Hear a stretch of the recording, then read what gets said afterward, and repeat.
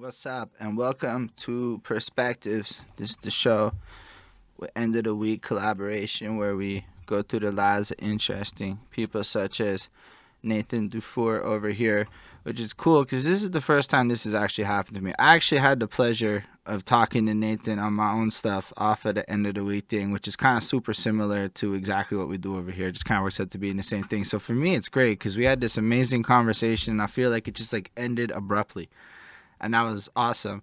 And so now we're like, you are on mute though, just to like put that out. Yeah, well, because I was like I blocked out for like an hour for it, and then I was like, wow, okay, we can talk. Like it exceeded our conversational magnitude exceeded the allotted time that I had. So with that, it's like really cool that Danny got you back here and he got us to be able to put in because I'm like excited for it. I love what you do. I like everything about your brand and the education form of content that you create. It's super entertaining and you are fucking good at the whole Instagrams and TikToks and stuff. Like you are crushing this social media game in a way where I'm sitting there taking notes on how you're placing stuff and whatnot. I'm super impressed by it all. I appreciate that a lot. But And yeah, the appreciation is mutual. I appreciate what you're doing. I was actually just revisiting your music today, like knowing that we were gonna see each other, and I was really enjoying it. There was a line that I just before I forget I want to pull out that sometimes the allure is the snare. I just want to put it out because it touches on the stuff that we're talking about with like, yeah, I'm starting to figure out social media a little bit, but it's a very double-edged sword. I feel that I'm being manipulated and manipulating even as I'm educating and being educated, which is yes. the same thing that happens in an educational institution, but it happens in a more troubled way, I think, in some ways with social media. But anyway, I'm not trying to dive into the deep end right away. Nah, super wild. That you said that, I really, I appreciate. No one's quoted me like that before at the start or anything. That's really cool. So I appreciate that. But what you said is also just interesting because that is the big struggle. Like you ever think about how to optimize your content, and that's when you start playing with the devil a little bit. It's not the initial part. It's when you're like, "Ooh, I can do something here." You really have to think about it. All things considered, I already asked you my first opening question, but just because this is on this show over here, we're gonna run it again, and then we'll just kind of let the conversation flow. We don't. If anyone does want to go through the whole early part of Nate's life, we kind of touched on that on the Bridge the Gap episode we did, but we'll still, for the sake of consistency, run through the main opening little story question I do. Conversational kind of flow from there, however we want to go with it.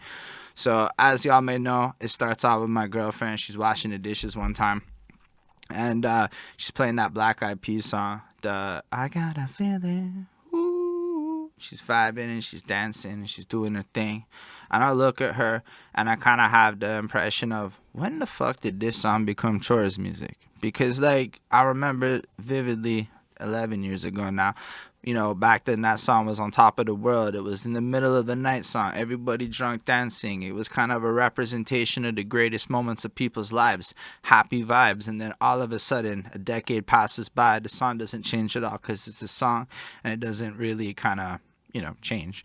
But we evolved so much that the context of the song has evolved from party music almost to this thing where we're doing these boring tasks and we want to go back to those vibes and use the music almost as a crutch to get through the boring environment. And I just thought that was super nifty because I started thinking about the little ones as they're going around bumping whatever they're partying to, and they have no idea that that is the future soundtrack of their chores music. And they do not know that when I find the Pop Smokes and stuff, I start washing dishes to the Pop Smokes and stuff, and that's just how the nature of the universe be. And with all that, it kind of got me thinking about the stories of kind of us as musicians and everything, and just kind of how most of us kind of start our stories when we talk about them, most of the interviews and everything, in the adolescent phase where people kind of just identify more with things. So, like, they get into hip hop more, or they get into this, or they start writing, or it becomes more tangible. And not everybody, but most people kind of start their story there. Even though when it comes to music, the story starts like way back in the beginning of time. As an example, like I can remember being like 5 years old up in Montreal, and like my dad would have all the great boxes in the apartment. He would have the speaker, the tape deck, the amps, the radio, the preamp, all the different things attached together with the wires going out to all the speakers and stuff. Be bumping his Led Zeppelins and various things like that in the daytime. My mom, at night it would be a bunch of EDM stuff coming straight from the clubs in Montreal. My mom's was more into, the romance music, the musicals, that kind of vibe of things. It was kind of what she kicked it with, and all this stuff kind of influenced me throughout my childhood before I had any control of anything. Even just growing up in the 90s, man, I got the 90s blend of pop music and all that kind of stuff. So with that, I was hoping you could bring us back to being the youngest Nathan that you could be, and let the end of the week folk out there know what it is for you when you were young, growing up. Also I forgot to let them know where you grew up, and kind of walk us through about the sounds of your childhood a little bit. Great question. I'm from a little town outside of Seattle in Washington State. Shout out to any Washingtonians out there. God, I miss Washington. I love New York. Sometimes I wish that I could take all of my friends in New York and move to the woods in Western Washington. Like, that's what maybe if I win a grant, transplant the whole East Coast hip hop and arts community to Washington. It's maybe not what everybody wants to do, but in any case, that's where I'm from. And so I grew up kind of in the woods, in a little rural town called Snohomish. And music wasn't as big of a part of my childhood as some other things were. My dad would sometimes listen to music, but on the radio or some of his records, but not that frequently. And my mom adores silence, almost categorically. She would almost always rather be quiet than noisy, and she just likes to be in that meditative space. She's a very talkative person, but she likes silence, so she's not really that into music. In any case, I don't have really early memories of music. My earliest memory of being really affected by music was, I guess, getting into punk music and stuff when I was in high school, which was kind of an evolution from pop punk kind of stuff, because I was sort of on the weirdo side of the spectrum of social high school politics, and so it came with that sort of musical genre attached to it. The earliest memory I can remember being shown music, though, is the one time my dad did show me music because he put on a Bob Dylan record, which was really pivotal. That's when I sort of learned. That's when I learned that I love the convergence of music and words. That's interesting. The convergence of music and words. Really fancy way of saying songs. Nah, I'm with it, but it's more specific than that, right? Because some people might like songs, but if that's what really attracts you to it, the convergence of musics and words is a particular attribute of a song, rather than it just being the granular experience, or not granular. I use that word incorrectly all the time. The experience of a song. Still, if you weren't so much into music, though, what did take up your younger days? What was it, your passions and stuff? I've always loved spending my time being creative. I played sports and stuff like other kids did, but I was kind of always eager to get done with practice or the game or whatever so that I could go do creative activities. And the main one that I remember when I was really young was making comic books. I would make comic books, and then I would sell them in my room. I would turn my room into a store with my brother and my friend Matt Ernst, and we would just I was really into Calvin and Hobbes. That was one of my earliest influences. And so I had this comic strip called Jake and Nick, which was kind of like Calvin and Hobbes, but there was no tiger. Anyway, it was just these two characters, And yeah, that's my earliest creative memory. So how big were your comics? Was it little strips he was hustling? They were short. Yeah. They were and that's the thing. I was into comics, but not adventure comics or action comics. I was into cartoons. I liked the humor. I especially love Calvin Hobbes because it was very I learned new words from it. It was very philosophical. It's a really philosophical cartoon. I'm gonna be real though. Calvin and Hobbes was extremely lit. I remember getting the books when I was young, and if somebody had a Calvin and Hobbes, you just got your hands on it and tore through it. But that whole totally. To be honest, I was kind of also the same. I never was really into the adventure comics. I was into the Garfield ones, the ones that were in the newspaper, and I was that kind of comics that I really fucked with when I was a kid. So I empathize a lot with that. Yeah, it's really. I don't know if there's anything. I mean, there's a lot of Instagram comics and web comics and stuff like that that are similar in the sense that they're really profound and have that wit going on. But it certainly there's no single just juggernaut, I feel culturally right now that is analogous to the role that Calvin Hobbes played in a lot of people's childhoods of around our age. That's fair, but the median also changed too, right? Because that all came from us being exposed to the comic book section in the newspapers initially, and somebody would have it. Right. So we deaded the newspaper, and now we deaded the comic section, which kind of Yeah. blocked the distribution flow. Never thought about that before, but that's an interesting point. I do think though that like a bunch of people on Tumblr have filled that void for a lot of people, and I just never heard of any of them. Probably. Yeah, yeah. But that's to your point. There is no center now where we're all getting the same thing. You know. But so that's wild that you were hustling comics for cash and writing, creating your own little stuff, and The cash was minimal, but yeah, the bro, productivity like was if you're substantial. like super young and you make $10, that's wild. True. Yeah, yeah. You know, That's great. like Yeah. With which you buy more comics, you I mean that's just priorities at that age, but that's still incredible. So as you get into music, it's like punk stuff and whatnot. Is that just by virtue of what's hot around you, or is that more like you just got exposed to it in its own way?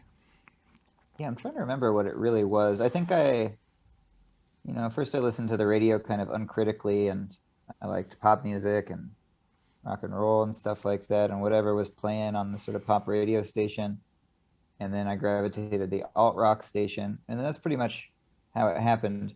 And then I got very like, I don't know, kind of purist about it really quickly. Like it was right around when like emo and like pop punk was starting to be its thing. And I remember my friends liking that a lot, and I liked some of it, but some of it I couldn't abide. It didn't have the edginess or the grit that I was becoming preoccupied with. I really like texture in music.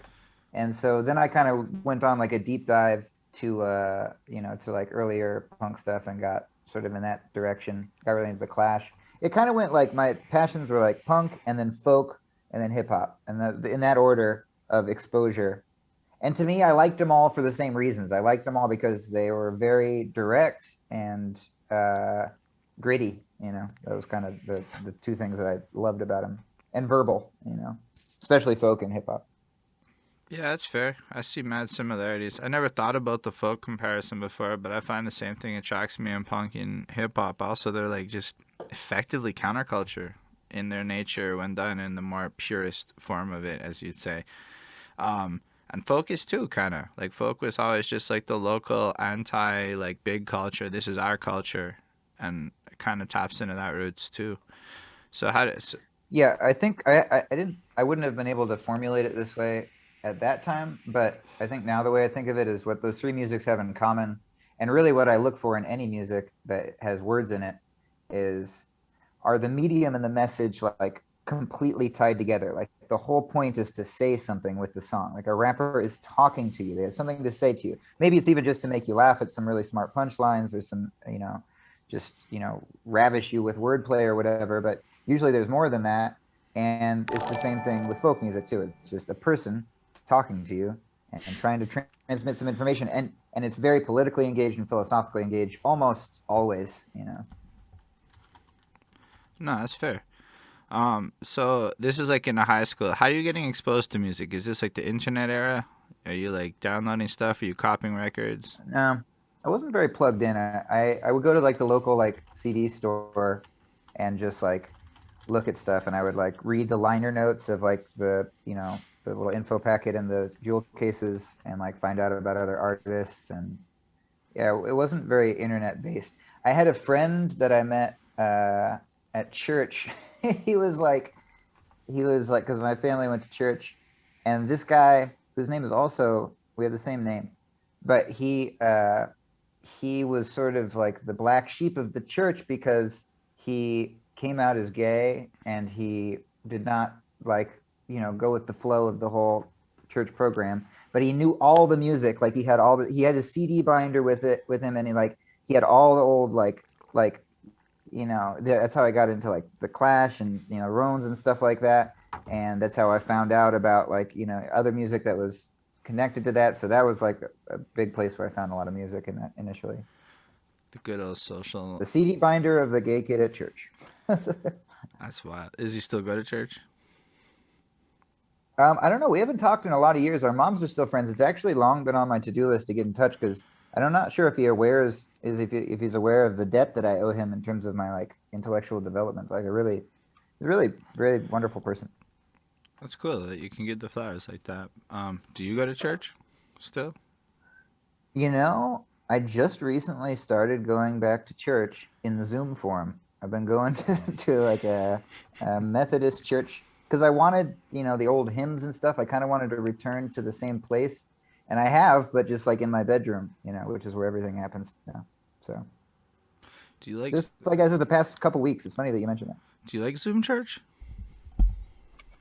I like that I don't have to schlep my ass to wherever church is happening. You don't get the visceral thrill of like everybody singing together, which is kind of the point.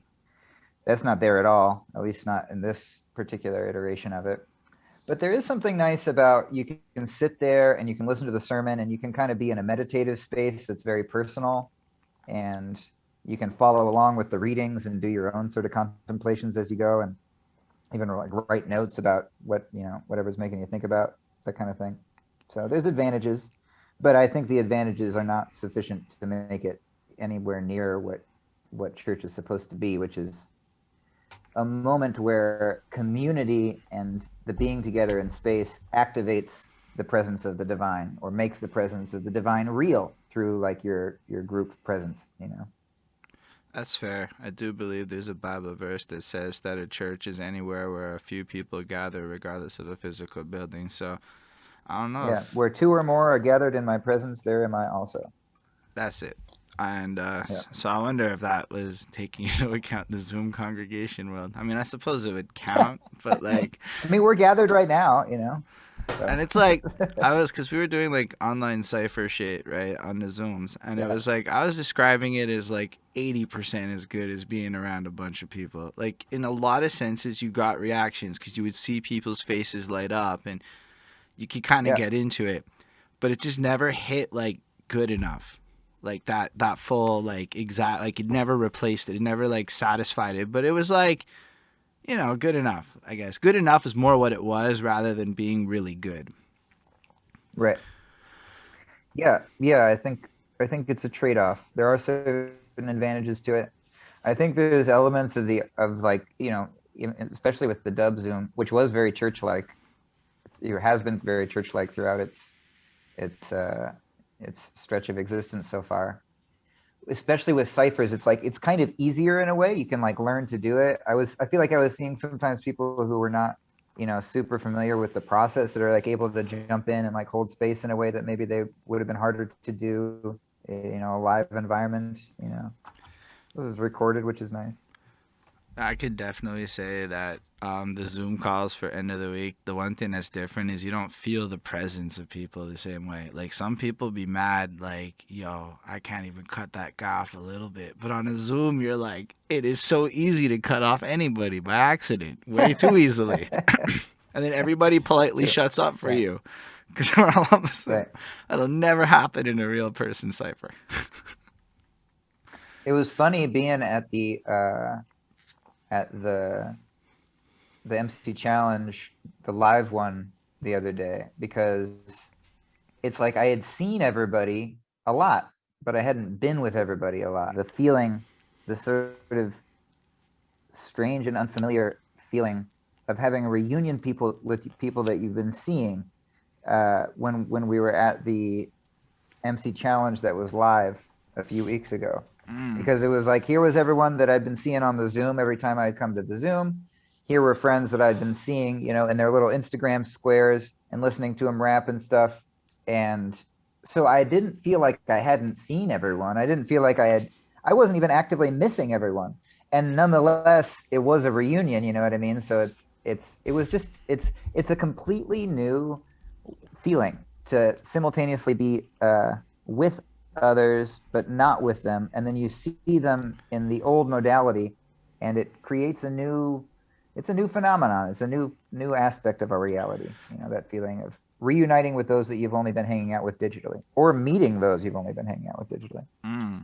How was that show? I watched it. I watched kind of a lot of it on the internet version, but how was it like in the room? It was great. It was great. It was great energy.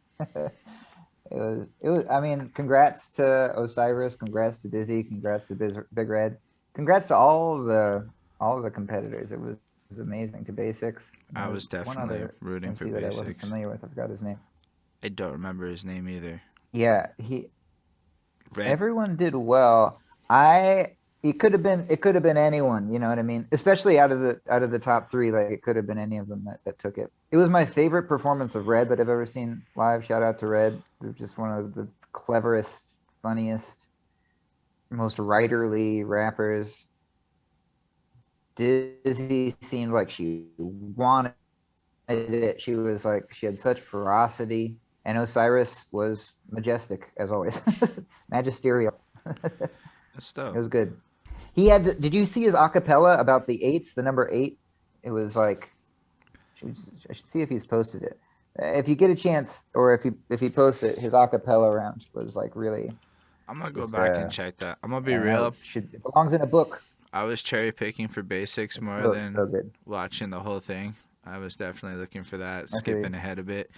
But I'm gonna check it. I really enjoyed what I was really interested in the grab box round because I never seen that before. It's always been the Zoom call version, so that was wild to like watch them actually go through that process. But Totally. and figure we should talk about end of the week stuff a little bit on the end of the week Zoom, Yeah, especially definitely, because that was definitely. big for people that don't know. They just held a $5,000 challenge of sorts where it started on Instagram, and they like did a bunch of rounds where we made reels and you just jumped on the beats and whatnot. And then as it moved on, the final round, everybody came out to New York and they did like a IRL show and whatnot. So that was really cool. I know Diesel flew Basics down as I understood it, which was really dope. So I thought that was just really cool. Plus, like, it was like a big event. It was like a real deal thing. Like, I was really impressed by Was it everything. Basics or was it the other? Was it Basics or the other rapper that there was like? I think it was in Basics grab bag round where the beat that Richie gave him was like it was like not a usual beat for the. Am I remembering this right, or was it a different round, or was it the other competitor whose name we're forgetting? Where I remember like thinking that it was kind of a tough pitch that he got because the beat was like a slow tempo, like almost like trap sounding beat, which is not usually what the grab bag round is. Usually it's a very just like straight up boom bap beat, like 90 or so BPM. Yes, that is who it was. Yeah, yeah, Cable you're right. raps. Cable rap. Yeah, yeah. But I think, but yeah, it was like a tough pitch because that's the thing, is you're also getting, you got to deal with whatever you're given. no, I liked it That's a the whole lot. thing. So let's go back to you then. So basically, when you're in high school and you're getting Okay. into music, are you like playing music or are you just like a fan of it? Are you into like, or do you like do like debate stuffs? Like, do you like play in that intellectual game in high school? No, I was very academically inclined until about I don't know, whatever grade you're in when you're like 15. That's when I dropped out of sports and was like, I want to do music. And everything that comes with that decision came with that decision. Like I started cutting my classes. I started like, you know, experimenting with different psychoactive adventures. I sort of changed my identity at that time. And, but I still got along well with my teachers, particularly my English teachers. I had a really fortunate run of English teachers that were very sympathetic to what I was about. So like I would skip their assignments and they would be like, it's okay because you're making art. Like you just made an album and like that counts as your essay. They were very like, I was really lucky in that regard that they sort of were willing to interpret what I was spending my time on as having value. Because I was reading a lot. I would like do the readings and stuff, but it's a different way of responding to them than completing the assignment as such. How So that was in high school anyway. But yeah, I was playing music. I was in a band. Uh, when I was 15, we started this band.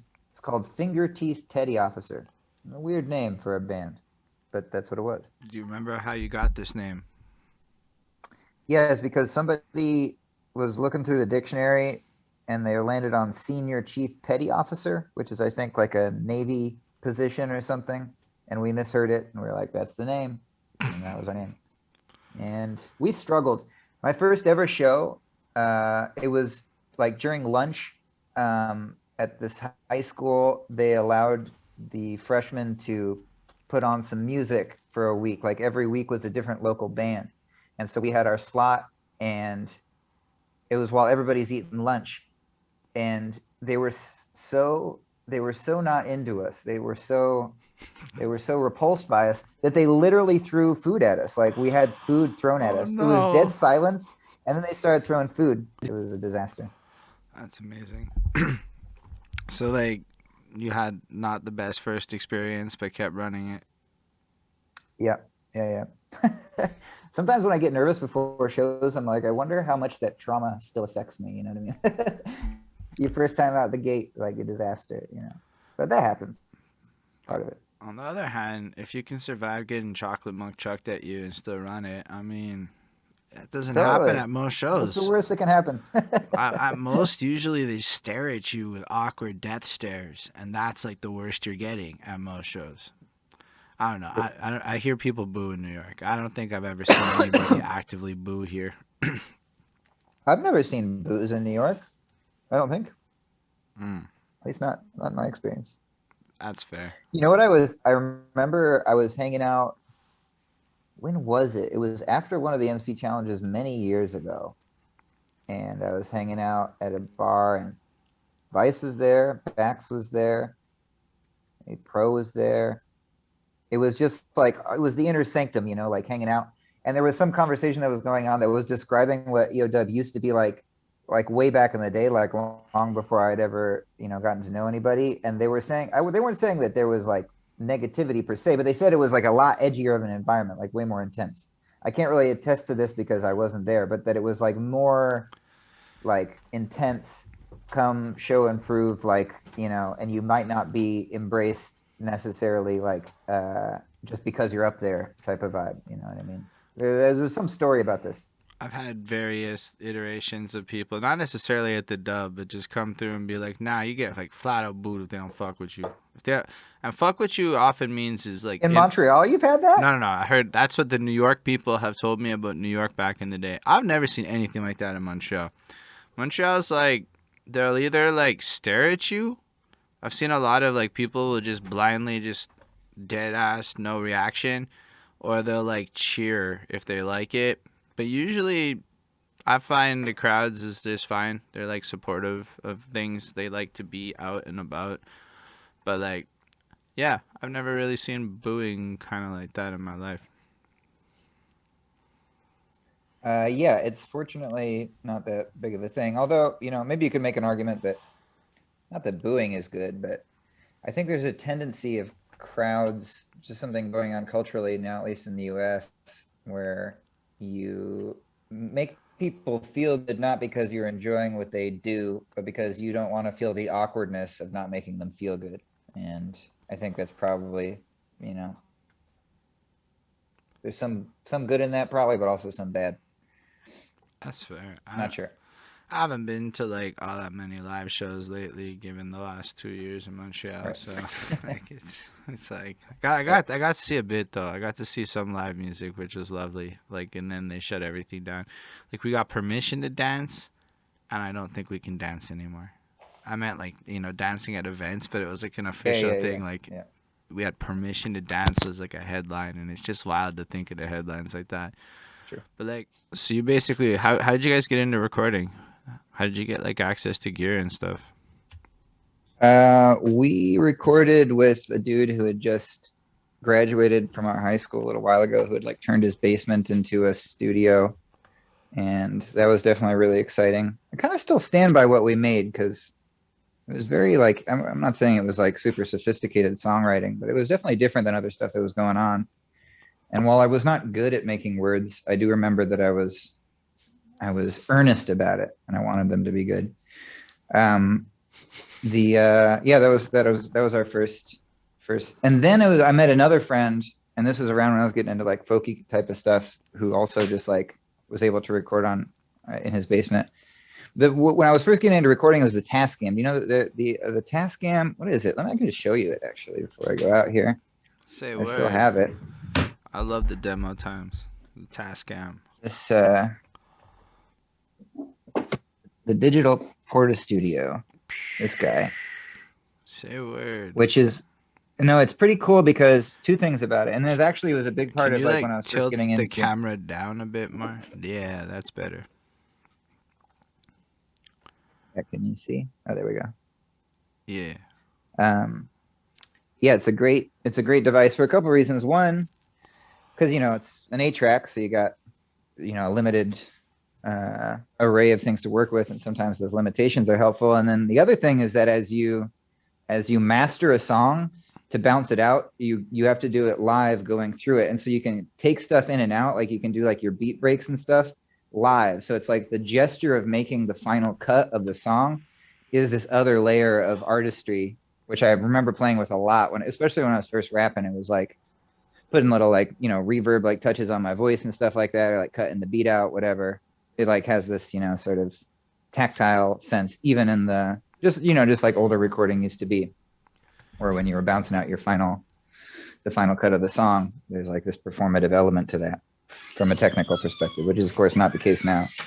Nah, it's super not the case now. I had no idea that was ever the case. I never once thought about that. Yeah, now you can make infinite decisions and rethink your decisions ad infinitum every time you're making anything. It has its advantages, but also its disadvantages. Mm. No, I hear what you're saying. I think it's cool that you're able to just like create it. So when did you like start making rap? I was starting to mess around with it a little bit when I was like late in high school, like in my senior year. Because that's when I got into hip hop, and I wasn't pursuing it super seriously, but I was really interested in the form. But I had no idea how to go about it because there was not like a hip hop community in my town at all. So I didn't even know where one would go get a beat. I had no idea of like any of that stuff. Right. I was doing a thing for the first raps that I wrote. I recorded to like a little like tape cassette thing.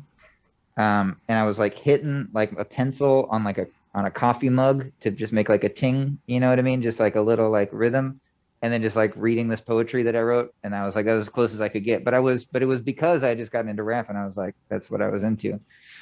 Yo, So that's wild it took a still. while to figure out how to do it. But like rather than just be like, nah, I can't do this, you're like, nah, I'm gonna like make a drum over here out of what I have available and give myself something to work with. That's like a crazy level of like a innovation. like a caveman, just like hitting some rocks together. Yeah, but All like right.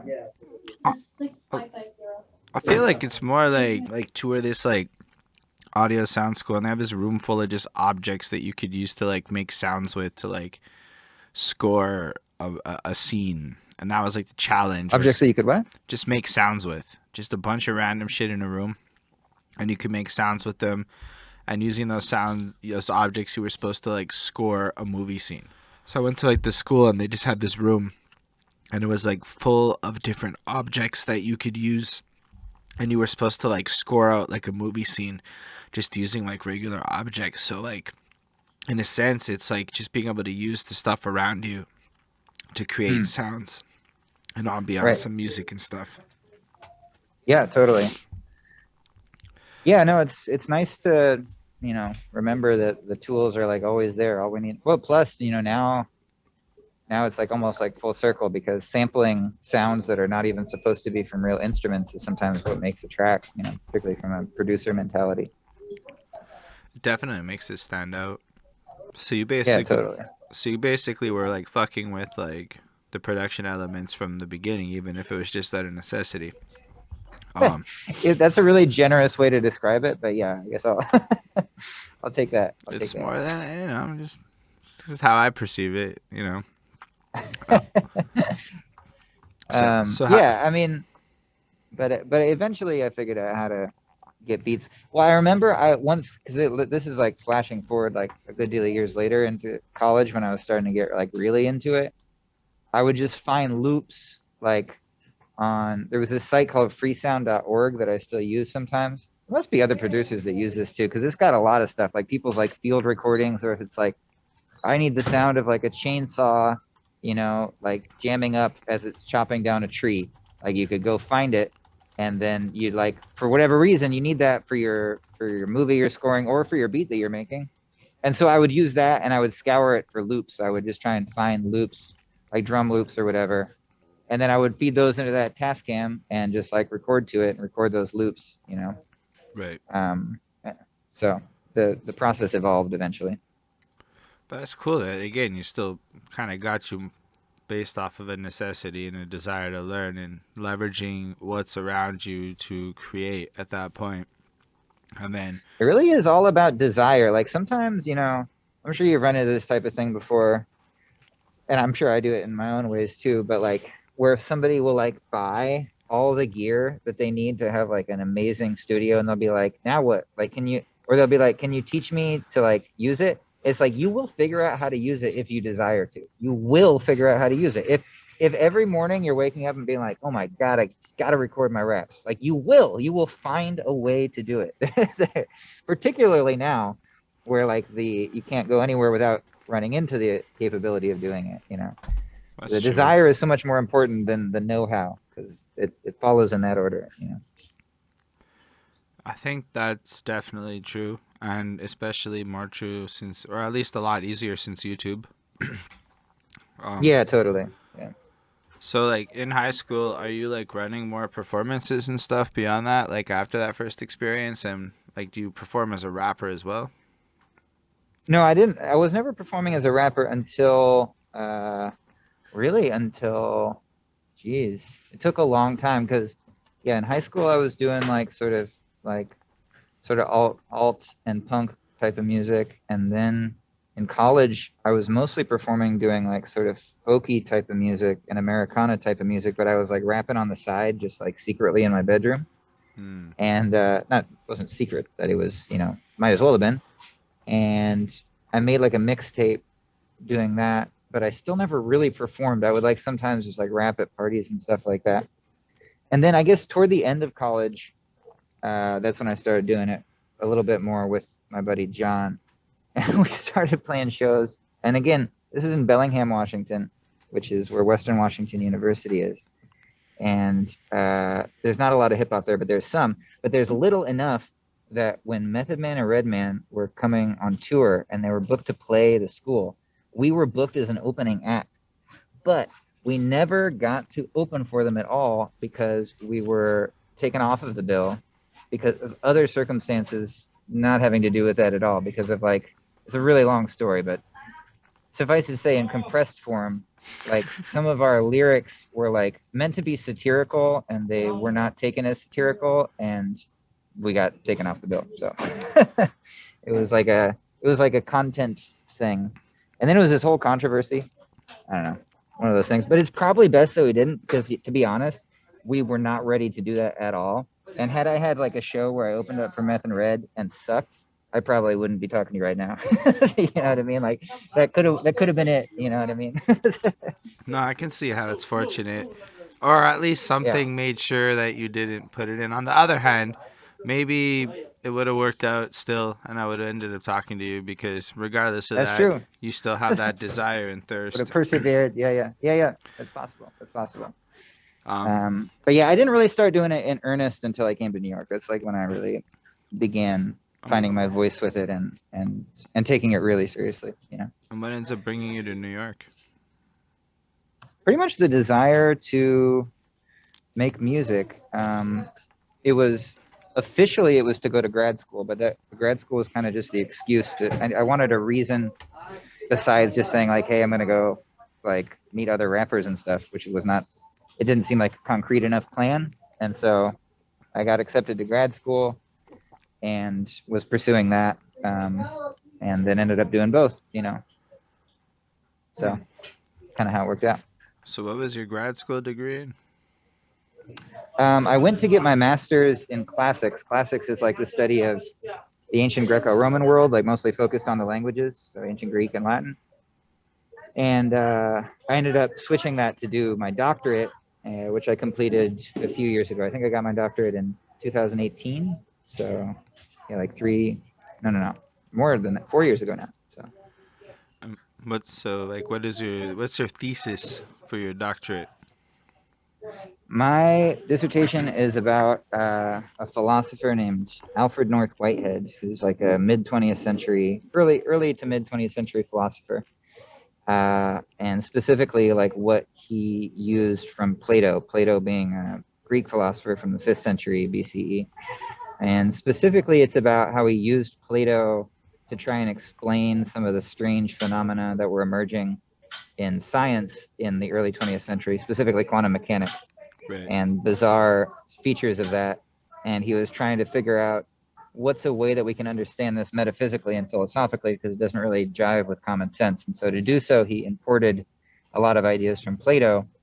And the ideas that he imported from Plato were really ones that went back to earlier Greek philosophy that have their roots in the notion of what's called panpsychism. Panpsychism is the notion that soul or mind or the quality of mindedness is something that permeates all of nature and all of matter. It's not specific just to organic, complex life forms with brains, but rather everything, even atoms and even the subatomic parts of atoms, pulse and throb with a kind of mindedness. And so the strange phenomena that we encounter there is because it's equally psychic phenomena as physical phenomena. And the difference between the physical and the psychic is actually not as ironclad as science typically presupposes.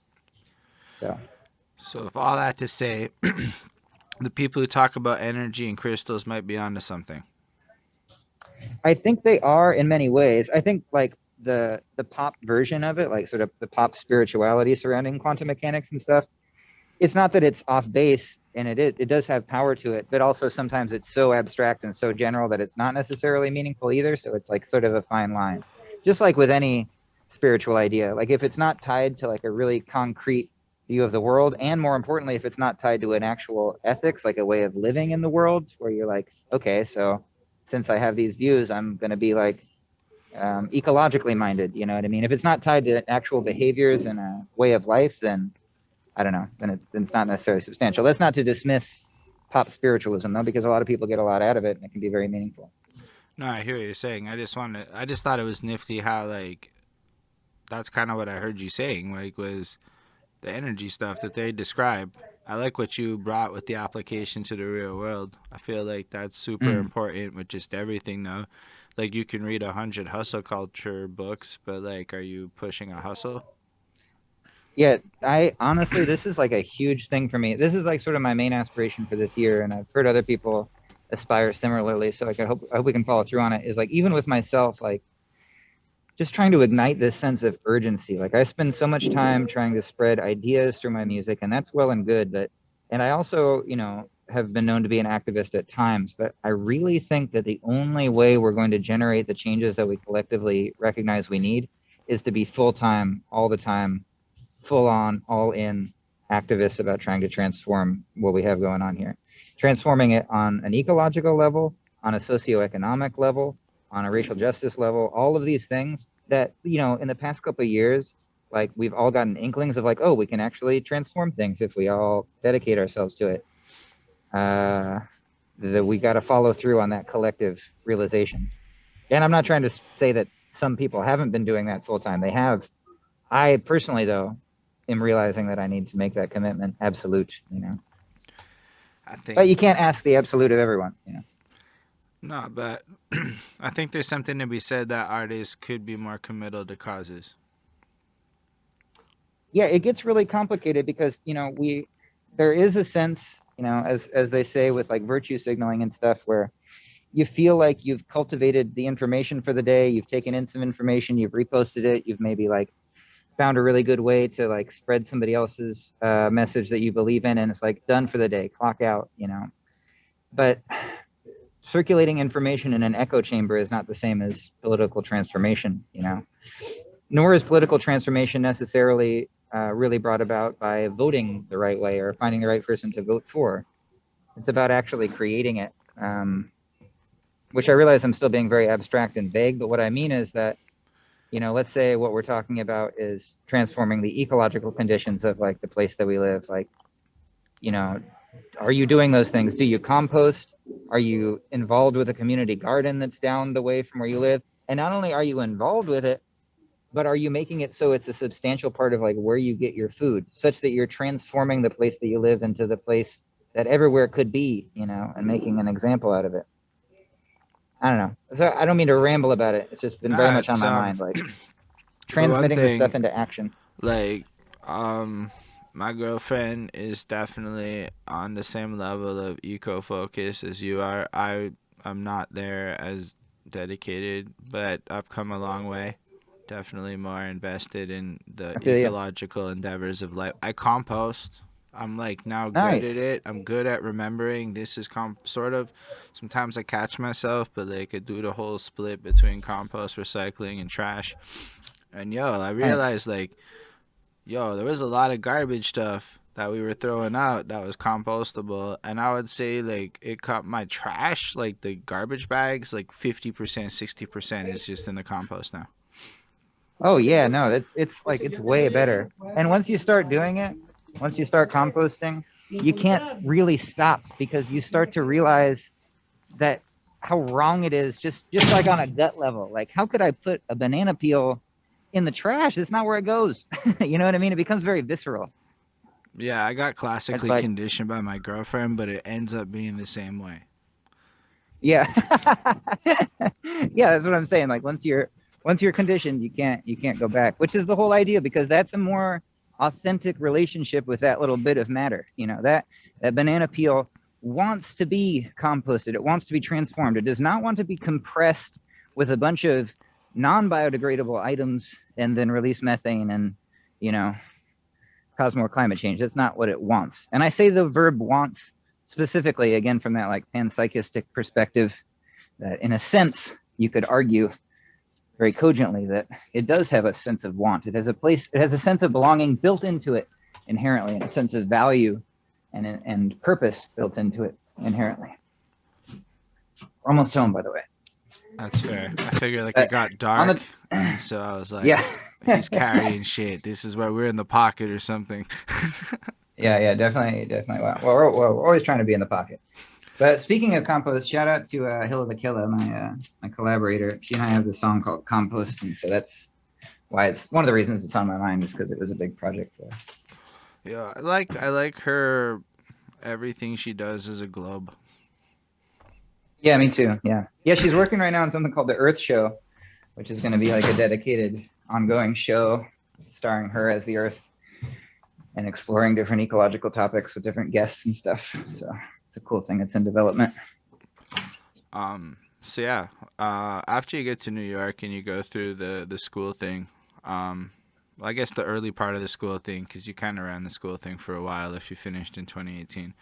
Um, how does integrating into the New York scene like, and I like, and how do you like approach music at this point? Because you're coming from like the more university route, which is more different than other routes of getting into music. And what's that experience like? It took a long time. I mean, it just took many twists and turns. When I first was starting in New York, I didn't really find myself immediately immersed in the hip hop scene the way I would have liked to, mostly just because I wasn't intelligent enough about where to go find it, and I didn't meet people that brought me directly to it right off the bat. That took some time. So I started out playing music with a collective called Show and Smell that are still like really, really close friends of mine, particularly an artist named Ryan Patrick Martin. And he and I had a duo for a while that was like really experimental. Like I would rap and he had like a bunch of vintage synthesizers and vintage drum machines and stuff. And it was about as like off the wall as you could imagine. Very like Anticon type of vibe, like just like this, not what typically somebody would think of as, you know, your garden variety approach to hip hop. But we were doing that for a while, but we were mostly playing in like non-hip hop type of spaces. We were playing like shows with indie bands and stuff like that. And we were sort of the odd person out. I'm really out of breath from that laundry experience. That's what happens collecting myself sometimes. here. But yeah, so after that, well, through doing that, we eventually got linked up with this collective in New York called Brooklyn Wildlife. And that's led by a guy named Chris Carr. And Chris, aka Stonehenge Parnhashnikovsky, is his MC name. And Chris is like an amazing, it's just one of the most talented poets and rappers that I know, and an amazing organizer. So he was putting on events that are very eclectic, but there's a lot of rappers, but also a lot of just other kinds of art. And that's when I really felt like I had found some traction. And then I think it was through knowing that scene that I got to know some of the people that would lead me, to End of the Week and to the other hip hop events that were going on, like Freestyle Mondays and Supreme Bars. And shout out to all these sort of interconnected nodes of, New York hip hop culture and freestyle culture. So that's sort of the journey that it went on. So like while you were like pursuing these events, were you also like making your own projects and mixtapes and things like that? Yeah. I was still just recording and doing my thing. And the first project that I finally like sort of completed that was like at least resembles what I'm doing now was called Quantum Electro Flavor Dynamics, which was, so I used to go by Sir Nate, and I still sometimes affectionately do to people who know me. And Quantum Electro Flavor Dynamics is like it's about quantum physics. It's like a quantum physics epic thing in a concept album form about various problems and situations in modern science.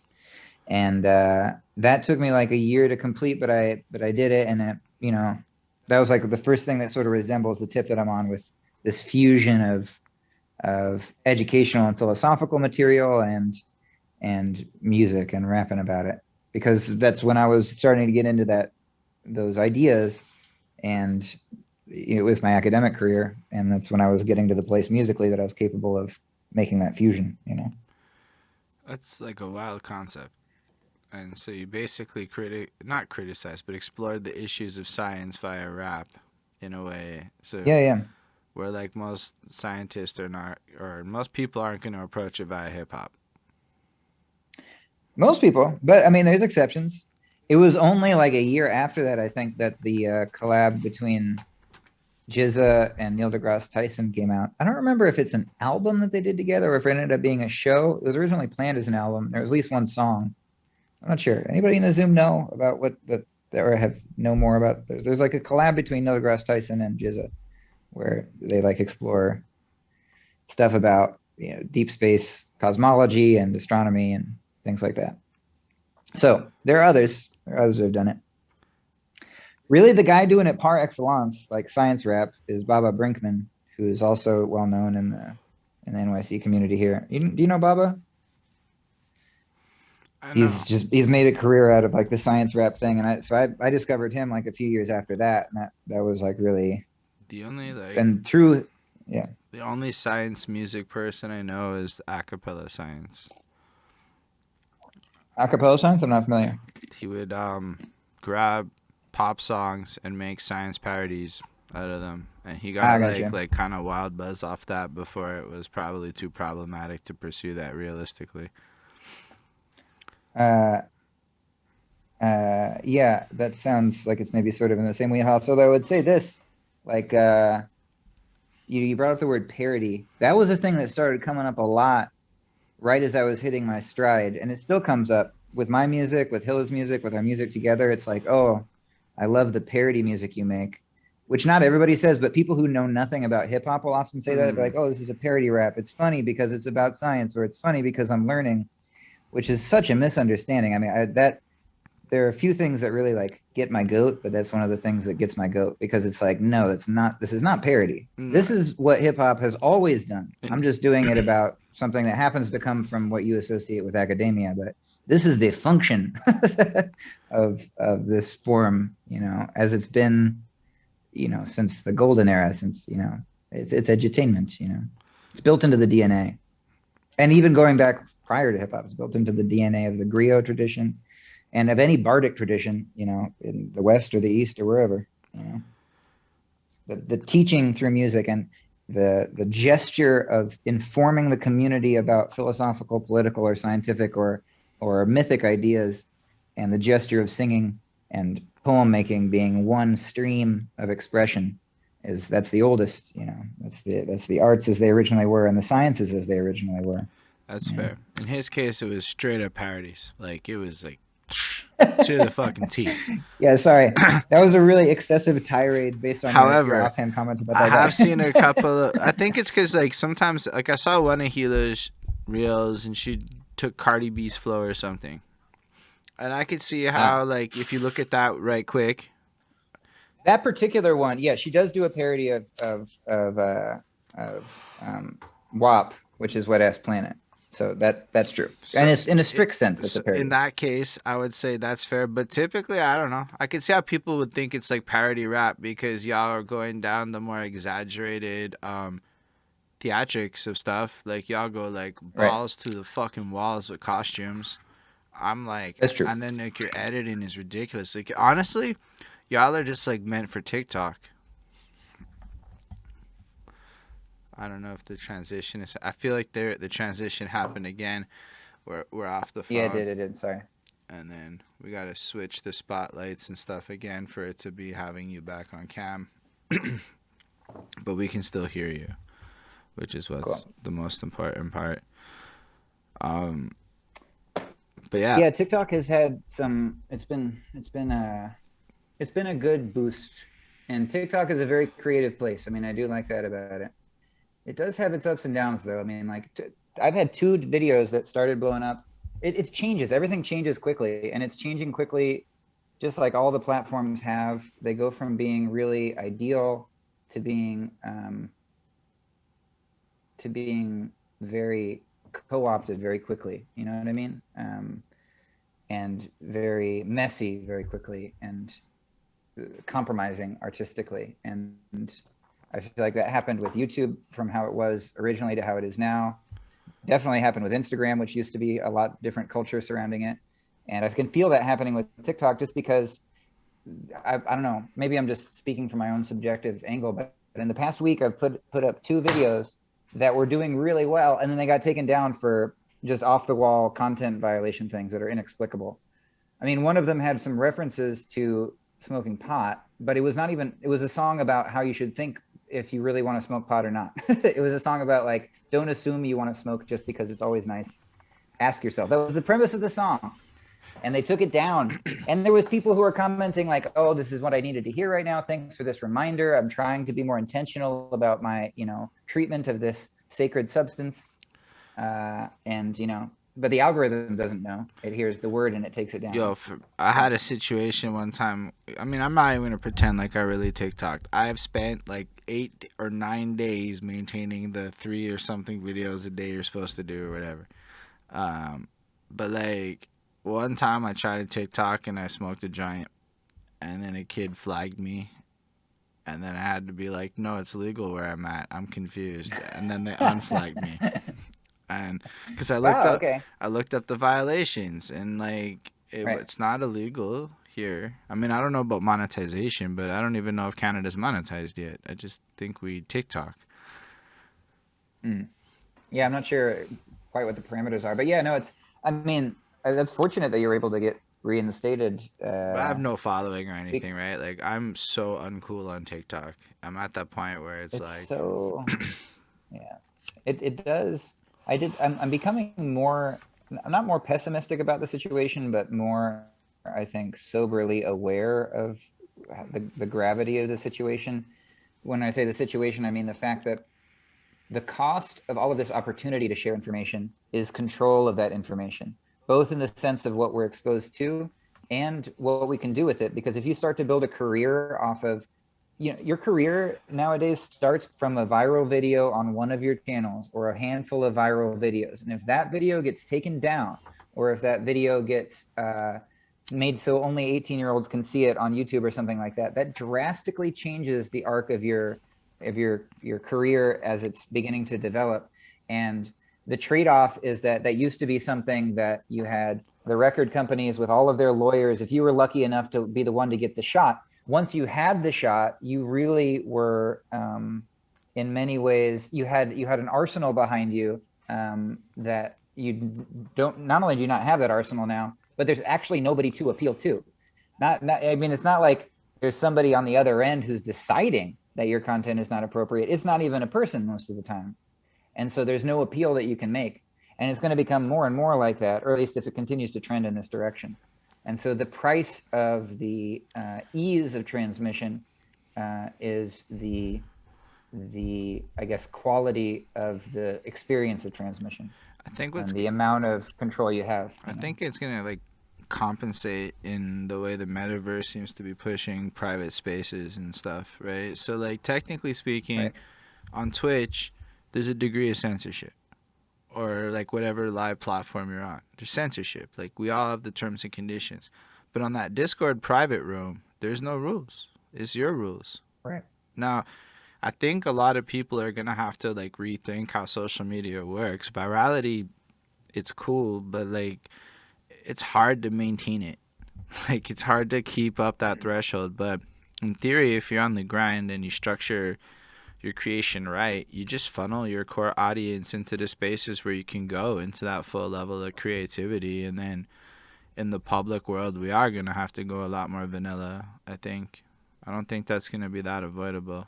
But that doesn't mean that it'll just be like you have to be satisfied that you're only 1,000 people instead of 1,000,000 people are going to see it. You know, like it doesn't mean we can't have it. It's just the scale, I think, is going to change. Or the metrics of success are going to change. Because, like, yo, I'll take. It's like somebody gave me somebody updated their Patreon at $25. Your money, USD. That's like big. That's a month. And there's 2 of them that are doing this now. Now, I don't know how long that maintains. It could be like a 1 month, whatever. But, like, Right. you know, when you start thinking about it, you're like, yo, there is alternate financing sources available. And just it's super hard to flip the way I think we think about these things. But yo, TikTok to me, it's just link in bio. That's the only 3 words that matter on TikTok. Everything else is superfluous. I don't give a fuck about like TikTok ad money. YouTube is cool. Patreon link in description. You know, like that's kind of where my head's at with like the monetization angles, because it's direct consumer shit then. And then you're basically creating connections with people and individuals. And then word of mouth net promotion supersedes algorithmic trends to this day, even according to modern marketing. So if the NPS score is the most powerful metric, which is basically a measure of how much people would recommend stuff, then you're in a situation where word of mouth still trumps everything, which is the best. If you scale down expectations on numbers, I don't know, like 1,000,000 views is 1,000,000 views until what does that mean? I think you're right that changing how we think quantitatively or adjusting how we're using these quantitative aspects of the data that we get vis-a-vis our impression of our own success. I think that's a smart point to make. I think there's a couple axes though in terms of how I think of it. Creating an ecosystem where you can get paid is important and awesome, and I'm glad that we're able to do that. That is good. I hope it continues and that bubble doesn't burst. That's one thing. Another consideration though is, are you actually, if the goal of your art making is to do no less than to transform society in some way, there is an aspect of it where your main goal, even more than you making some money from your Patreon and stuff, is to actually touch nodes of consciousness, touch people's minds and hearts and get them to transform their behavior. And so that's when I start to get frustrated sometimes, because my whole goal is to get people to either think about something or sometimes to pursue some actionable thing, like start composting or something like that. And when it so happens that when even with that message that I have really deliberately put out in order to sort of plant a seed, pun intended, when that gets squelched because of some sort of surface thing or because of some mistake of the algorithm, that's when I begin to feel like we're very compromised and exposed, because we don't control what rises to the top. And what do I see the most of on any of these platforms? I see things that are trying to manipulate me. I see the things that get censored the least is like still like sex and violence type of stuff in our movies and in our, like not violence so much on the social media platforms, but certainly on Netflix and stuff, which is essentially a social media platform in many ways, and runs the same way because those things continue to sell the most. And so while it on the surface seems like it is a vastly different world than what we had before, and in many ways it is, in other ways it merely repeats and expands the same disjointed, disproportional system that we had before, when our only hope was to get a recording contract. That's fair. I only brought up the Patreon because of like the focus on financing in general as it exists. But yo, I think people don't fuck with Patreon unless you really do a lot of that other stuff that you're desiring to do. Like Patreon's really about providing some level of value, and entertainment value Yeah. only goes so far, right? Like you really have to tap into sentimentality or something else, and that's why YouTube's kind of turning into how-to land, because everybody realized this education content's kind of hot regardless of credentials. That's my fear, is the opposite. Like I know how to optimize a blog article for page one Google. It's weird that I could write a topic 2,000 words on some bullshit that all I did was read this other guy's words and paraphrase them, and I'm now the Mhm. authority. It's my words that trump Right. that guy's, and that's how Google works Right. now. And that's how, I was doing very well when I was pushing album reviews because I just made them longer than everybody. So Google thought I was Mhm. more authoritative on a lot of low end keywords, and I really did well, like crazy numbers relative to what I get on interviews. However, I enjoy the content, and that's how I pursue it. It's more of a passion for me, like that. But like the reality is, if length is authority, then everything's trending towards live, and that's not even here. We're just copying international markets on some of this shit. Like yo, we've been following China for social media trends for a very long time. It's not been the other way around. We've been copying them, Right. and they've been pushing 8-hour lives for like half a decade. So like that's what they want. They want like live in demand personality influencers is what I see happening. And in the metaverse, you're just gonna be creating hubs of more isolation. So it's like the timeline's gonna disappear. It's gonna be social media without the timeline. It's gonna be WhatsApp with avatars. Yeah, yeah. I think that is true. That Which shit. also doesn't bode well for art. You know, if you think about, there's a lot of problems with this distinction, but just for the sake of conversation, the distinction that's sometimes offered between art and content. There's a lot of ways we could parse that, and there's a lot of ways you could argue that there's not a meaningful distinction between those two things. But let's say there is for the sake of discussion. And let's say for the sake of discussion that content is something like this, which is great. It's us just having a As conversation. It's to me, very is not art. casual. It's a podcast. It's content. Uh, if there is a meaningful distinction, we could say that art is an instance where, by virtue of some sort of musical inspiration, however you interpret that, whether mystically or rationally, doesn't really matter. But it is a moment of intention where you try to make something that applies in a universal way to a maximal number of situations. Maybe it's something very specific. Maybe it's art that's like really about a certain moment. But I think most of us who are true artists are trying to make stuff that will stand for all of time. And it's not just out of ego that we do so, but because it's like being a troll underneath a mountain, like, making a gem, I don't know how to put it in like Tolkien terms, but you understand what I'm saying? It's like you're making the jewel, and that jewel is shaped the way it's shaped because it should be shaped that way. You've carved something out of the void, and there it is, and you've found it. And it's getting harder and harder as the demand for more and more casual things increases, and as the taste changes in the direction of, and as the technological mechanism changes in the way of foregrounding things that are less intentional, more apparently personal, as though that's more real. We're actually losing out on this other kind of reality, and it gets harder to get the art out.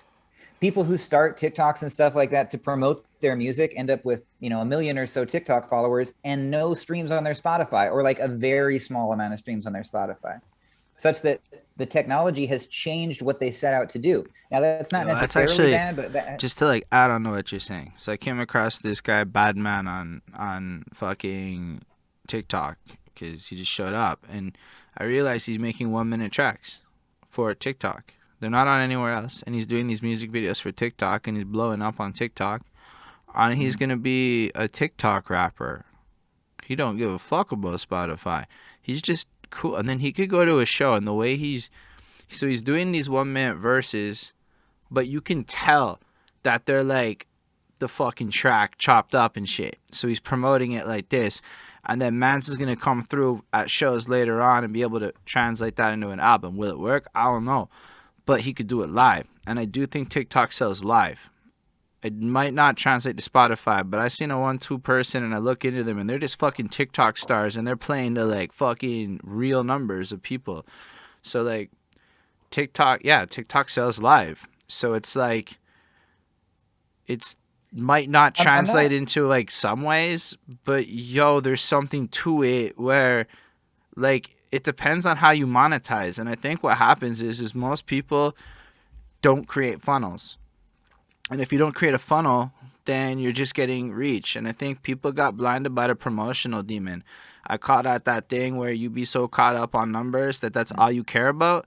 But like, yo, technically you should be trying to sell a shirt with your music video, or, you know, a something, or like, I'm not even there yet. I'm still trying to build up my like ecosystem so I can be making big man moves like that. But the way I see it is like, everything you do should be intention. That's because I don't know. I've been thinking about Jay-Z and shit and how he makes his moves. Like everything is so intentional. Everything gets tied to it. Nothing's random. And so much as artists, we just throw shit out the wall.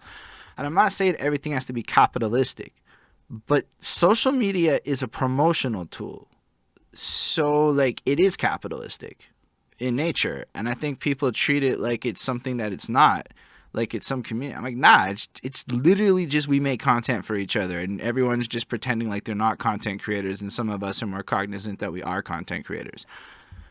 And My point is not that it doesn't have that funnel. Like no, it I'm saying does, and most yeah, people maybe don't it's use just the funnel. They just don't do it. So right, you right. don't see the Yeah. results because most people misuse the platform, was where I was going with that. I just kind of get distracted on the way. So no, I hear what you're Well, saying. even like you're even the particular way that you phrased it like makes, I feel like, the point that I want to make come into sharper relief, which is this: you said it's a means, but my point is that it's an instance of a thing where the means actually becomes the end in itself. It becomes what people are making their content for, even if we're all getting into it just for the sake of like, oh, it's a means to an end, so that, but that so that dominates all of our lives more and more. I am making a generalization, but artists more and more are thinking about, how am I going to make this go viral, which is not the same as how do I make a good song. I'm not saying that people aren't still doing both, but there is a trend socioculturally and psychologically, I feel like, toward the means, the portal becoming the point. Okay, I see what you're saying. Even subconsciously, you know what I mean? And it's as we go further, you're talking about this person who's succeeded by making 1 minute songs. Now, 1 minute is really good for TikTok. Is 1 minute enough to, you know, going back to what we're talking about, to really give a nuanced point, you know what I mean? To really like shine and to show a whole like discursive argument, you know, that you're making, But or to really educate somebody about so something they need to be educated about. Can it translate to all those different things? Yeah, maybe. My that's the answer question. is maybe. So what I've noticed about TikTok is it's not really just one minute video. It's often themed videos. And so like you can just put out like 14 1 minute videos. And what I do believe happens is people absolutely go through all 14. So imagine you grab the same beat and it's the same song, and it's part 1, part 2, part 3, part 4, part 5. Or you sequence it in a way where you have the same aesthetic so people can see it. That's what he did. And you could hear it. It's the same flow, it's the same beat, and he just explored idea of, and it wasn't bad. It like I wouldn't bring him up if I thought it was trash. I was kind of low-key jealous, like shit, how do I do some cool shit like this? Because the other side to the coin is, yo, if all the people be gonna be doing this shit anyway, and this is where the masses are, and the goal, to me at least, with art has a degree of communication elements attached to it. Without communication, I mean, I know that there is people who do art without communication, but for me, art has a communication element attached to it. If nobody hears it, like, I don't know. So I feel like there's a way to, without compromising what you're trying to do in the bigger picture, just create pieces of it. So have the TikTok version that leads to the experience, and the experience is wherever you bring people. And then if you can get people entranced in your brand, I do believe, yeah, you go on live. That's where really I think people do it. Don't forget about the lives where you can spit there for like an hour and a half and just shoot the shit with the same Absolutely. people. Yeah. And I'm not trying to even challenge what you're saying, because yo, I watch people all the Yeah. time chase Spotify algorithms with the same level of fervor of what you're describing on TikTok. So it's like we just do it. I'm with you. I wasn't, nor was I disagreeing with you in the first place either. It wasn't even limited to TikTok. And I'm glad you brought up that. It's like, the point is not whether these things can be effective disseminators of really important and really substantial work. They definitely can. They definitely are. The thing to ask oneself, I think, as one does it is, am I using this as a tool, or is the tool using me? And I think sometimes that gets muddy, even in myself, where I realize that, oh, I'm not asking what the song wants anymore. I'm asking what TikTok wants in theory, to try and and that just takes up so much more of my brain space Mm-hmm. than it did in, earlier stages of my songwriting. And I'm sometimes troubled by that. That's not to say that I'm writing off the effective potential, of that medium. You know what I mean? Nah, and I think everything you're saying is super valid. This is a great conversation. It usually doesn't go like this on the Zoom. I love your mind, dude. It's fucking great. I see why you got grant money. Likewise. Um, um, but yeah, that was definitely worth bringing up. He won the end of the week grant, the vice versa's grant, last year in the summer, I believe. That's actually where I got introduced to him in the first place. I was on the Zoom call where they announced the winners, which I was like, I gotta talk to this dude. This is some shit that's right up my alley. Not often is the shit right up my alley, okay? Like sometimes it's really good, but a little bit not my cup of tea. And then we chit chatted that one time, but like, yeah, no, I got a little distracted there. All I have to say, like the way the conversation flows, I just think it's dope because people think about this shit. I'm sure every creator struggles with this algorithm question. I literally saw like 2 or 3 posts about it this week of people who satirize it. Some people think ignore the algorithm, make the art will sell itself. Some people think you gotta have the algorithm, etc. And then I think even he just brought up organic growth. Organic growth, I think people get confused. Organic doesn't mean free. It just means organic. It takes over time and natural occurring, but often there's still cost attached to organic, where I think a lot of people get that concept twisted. They hear words, and because organic is often used against paid when talking about social media marketing, everyone got a little bit confused about how the world works. But even a good organic marketing post has time, effort, tools, things put into it in order to run that campaign. So like, I think people are facing a jargon issue too, where I don't think anyone really understands. Even myself, I feel often inadequate lately when I'm embracing new technology like the mobile world as it takes over. And I went on like Clubhouse and I got mad confused for a minute. Like it's not like I just felt out of place and shit. And so like it's almost like a visual jargon as much as an oral jargon. Honestly, like when somebody in their 30s plays a video game for the first time and has no idea how anything works. And Yeah. so like this is where we're all at, because then all of a sudden throw in VR and the metaverse, which apparently Meta is about to throw down our throats. Right. It's wild times. It is wild times. Backtracking just a little bit, let's to linger on it longer. Shout out to the Versus Project. Right. Shout out to the legacy of Vice Versus. Really, still just every time I think about the honor of getting that support, I feel fortified and backed up. It's like it was a really good. It was a very transformative thing for me because it was right when I was stopping teaching in order to pursue art full time, and it just felt like the legacy of Vice and the whole End of the Week family being like, all right, we got you, let's do this, you know what I mean? And that's carried me through this experiment, which, and actually that segues into something we're talking about, because while there are quantitative aspects to this, there's also qualitative aspects to this. And to build a Patreon with people that you don't know personally but that are supporting your art is awesome. But then there is a qualitative difference between that and community that we have here, where it's like, you and I are in the same place, but we're bound by something that is real people really interacting in a system of mutual support. It's community in a very distinct way. And I guess that's probably the litmus test, as you're building your online presence, do you feel like you're building community, or are you building audience, and all those two things the same? Are you building, what are you building, and what are its qualitative aspects, I guess, is how to ask it, to tie those threads together. Yeah, that's a big point too. I feel like End of the Week's a great testament to community. Like it's like a worldwide conglomerate, right? And so you pop around, and if there's an End of the Week there, you can be like, yo, I'm from End of the Week, insert place, and then you're good. And like there's that element to it. However, I agree with your whole point on the I focus on community because I believe that's how you really keep it. It's like, yo, look at all the old OGs, the ones that are no longer famous. They got those 5,000 people who buy every mixtape they drop so that they can Right. keep eating. And I'm like, to me, that's always been kind of the aspiration, is like, how do I get old and keep it a little bit? But Totally. I do think that like having a knowledge of how the tools work is good, and playing to it is good for education. I mean, I do believe that, yo, the short video shit's taking over. I don't know why, but like, I don't know if it's an attention span thing or if it's just like fucking drugs and whatever. Because I feel like it's more like drugs than it is. I get more hits I like taking tokes off joints when I'm watching these little 1 minute bite sized shits than when I do the long form. But the long form shit lets you Right. explore everything, which is dope. Which is why I love it. Right. Like conversations like this can't happen in a minute, but it's also hard to convince people to come and give up that much time these days. So it's like this weird balance. Right.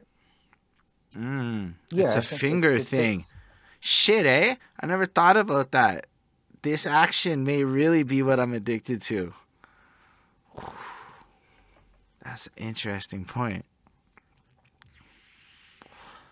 Yeah. So yeah, can you tell us more about what you do with the Vice Grant project thing? Like, what did you actually end Yeah, up doing with actually, it? yeah. So, yeah, the project has evolved considerably. So at the time that I did the proposal, it's still this. It's still fundamentally the same, but the idea is called the Hip Hop History of Philosophy. It was going to be a concept album.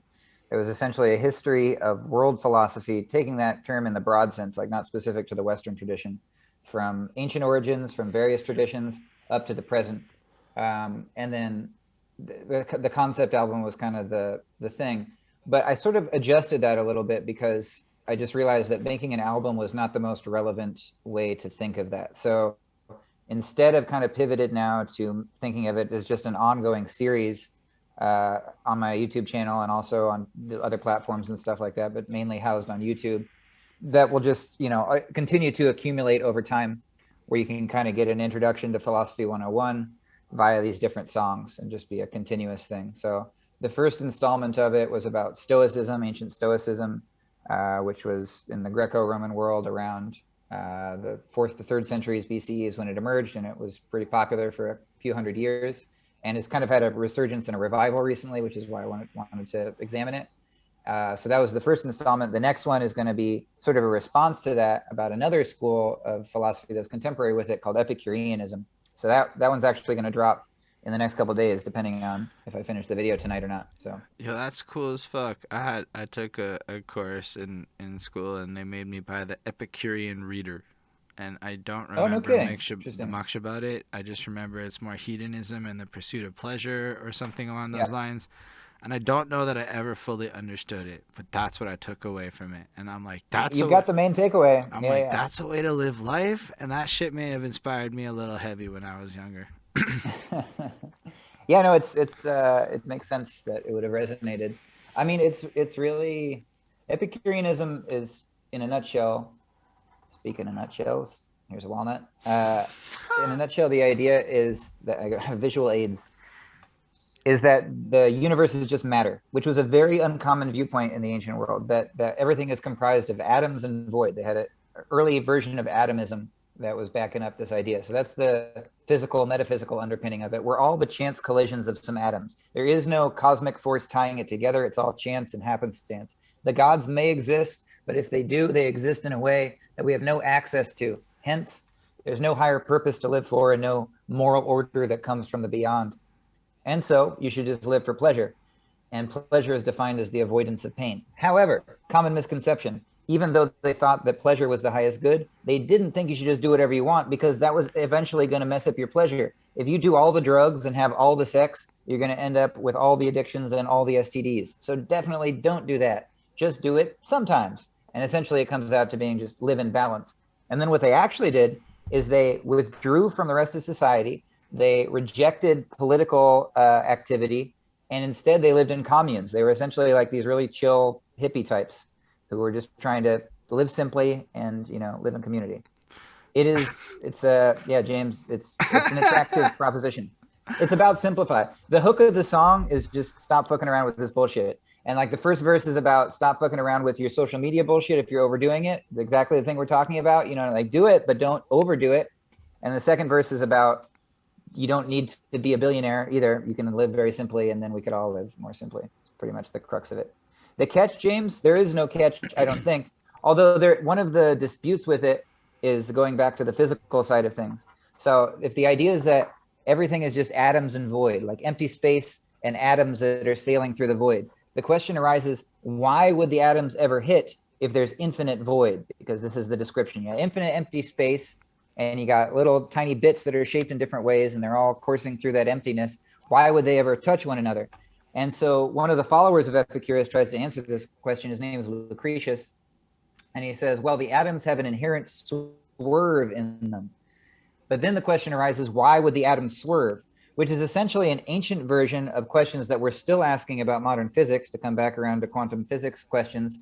The why question. We still don't know. We can measure the patterns and see how it comes together in a regular fashion, but we can't say the why of why it comes together. And as soon as you're asking that why question or saying they just swerve, then you're right back in the territory of philosophy and theology that goes like, okay, maybe there's something divine in it. Maybe matter wants to come together, and maybe order, you know, has some sort of divine principle behind it.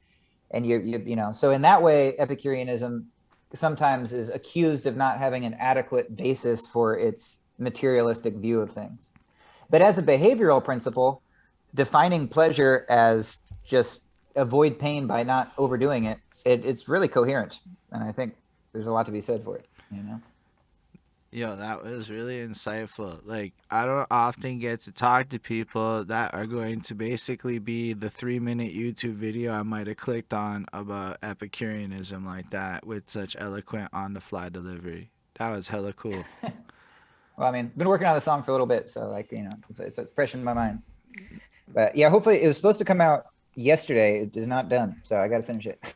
But I'm trying to be an Epicurean about it. I'm taking my time. You know what I mean? Yo, but It'll come when it comes.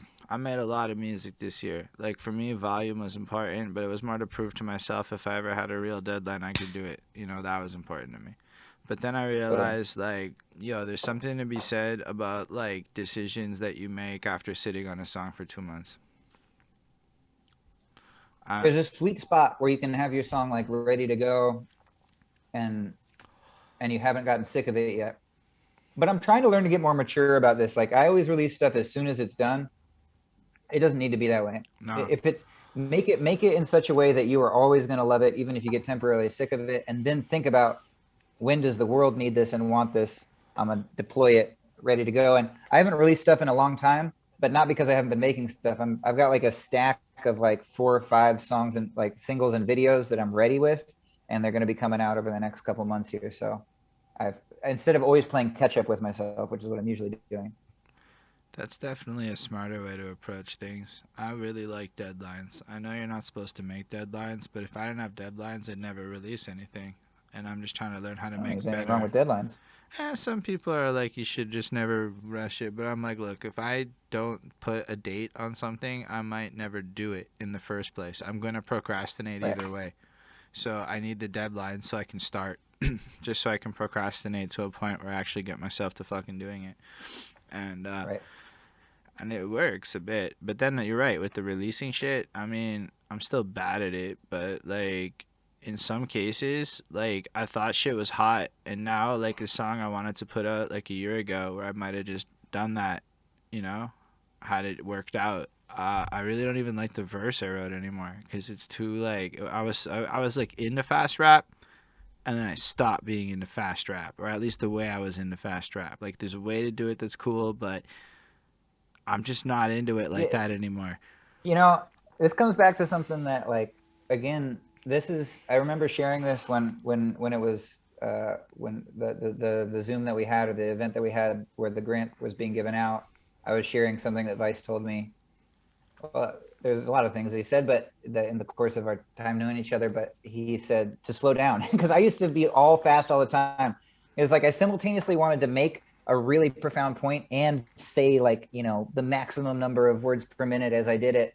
And he was like, slow down, which is because sometimes slowing down is something that a rapper is avoiding because they're afraid of being clear. You know what I mean? It's like I realized that was the case for me anyway.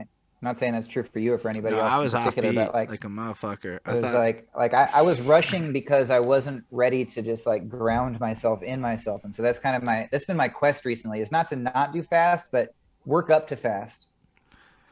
I mean, So it's yeah. just more, but to the listenability of it. I started playing with spaces in music more and timing and yo, like ad libs are cool. If you're just rapping fast all the time, you don't give yourself any time to like Not enough talk. space.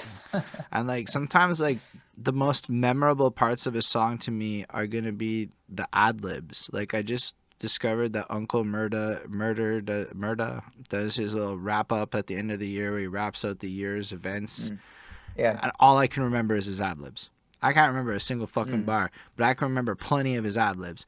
And it made me That's funny. realize, like, yo, if you don't even give yourself a place for the ad lib to be, that's weird. And then, like, there's like if you're rapping fast, I find, at least for me, it was more, I could stay on flow if I maxed it out. I don't know that I was good at rapping slow. I had to really learn how to rap slow late game for me. It was like to learn how to finesse that shit properly. And I remember talking with Zoo on one of these on one of the open mic Zooms. I think we having like a little sidebar at one point, and it was about, I don't remember if this is how we were phrasing it at the time, but I've been feeling recently like as an MC, your freestyle game and your writing game should really be converging always. This is what the rappers who claim that they never write are in this space where there really isn't a meaningful difference between the two. We tend to think of them, or at least, you know, I have often thought of them as two separate things. You're either writing, you're freestyling, they're two different things. And it used to be that my writing and my freestyling sounded way different. They still do, I think, but they're converging because I'm practicing more both. And your writing should feel like you're going at the speed of thought, not beyond the speed of thought, because people can tell, whether consciously or unconsciously, I think, if you're spitting so fast something that you wrote, but it's faster than you could have thought it. Whereas if you're freestyling and you're sort of ooh, writing via freestyling and you're carving it out, the two, they're going to feel like they're whole, you know, because it's an oral art form. It's going back to oral poetry before people could actually write stuff down. And so you can get really fast because you'd be amazed how fast your mind can actually go if you practice it. But they should really be coming together. You know, it should, like, we should always be guessing, did he write it or did he not? Because it should feel always like it's landing just at the speed of thought. You know what I mean? So we're with you, you know, I feel like. no, that's a fire way to interpret it, because that often is the case. You're like, nah, this is completely like an artificial experience of Yeah. fastness, or it feels unnatural in the situation. Yeah. Yeah. Like I know that I have moments where I speak super quickly, and if I think about my better fast flows, they more mimic that, like the actual Yeah. paces that you would maintain. Whereas Yeah. I find that over the years, I take a little bit more time to think about my. This is me taking more time to think about my words. This is the slowed down version, but this is now my rap speed too, right? Because like Right. this is how the thoughts come together in a sense, and I never really connected that before, but that makes a lot of sense what you're saying. And maybe it, because cognitive dissonance is, I think, one of the biggest reasons why so many rappers brands don't connect with people. People like Mm. listen to the product, they look at the brand, and it don't make no sense. Whereas you look at you, Nathan and Gila is a brand that makes all the fucking sense in the world, and thus you're like more willing to support that. Is my theory. Like your outfits, your whole everything, it's so cohesive, but also y'all are to the core about it. Like you sound like this when you're rapping. Like I appreciate that. That makes me feel good. Yeah, holism is what we want. You know what I mean? Like, I think it's what we all want in a way. We want to feel like our art and our self-presentation and our cause are all, you know, unified. That's the organicity that we were talking about earlier. You know? so basically, the end of the week, Grant went into having you educate us via YouTube and little short reels. Cause yo, I'd be watching your shit on YouTube, but like for real, your reels, cause yo, you have more than one part usually. You'll cut your song up and you'll do like the verses in like parts, and I'll Mm. watch both the parts. Nice, Like, cause that's nice. like, cause I know at least one of them I'd heard it before, but like that's how you get the bigger context of. But then you got to think about it. You're giving a bunch of bite-sized ideas, and then you just need to connect the dots after. And as long as you create the flow to connect the dots after, I think you can create the meaningful things. Like I'm super into stuff like alternate reality games lately, which are like combining mechanisms like YouTube content and websites and real life locations to tell interactive stories that get people involved.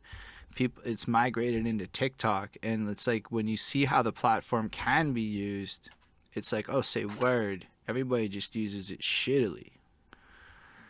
And people fuck with that shit, but not everyone. The algorithm don't expose you to that. That's some word of mouth shit. Right.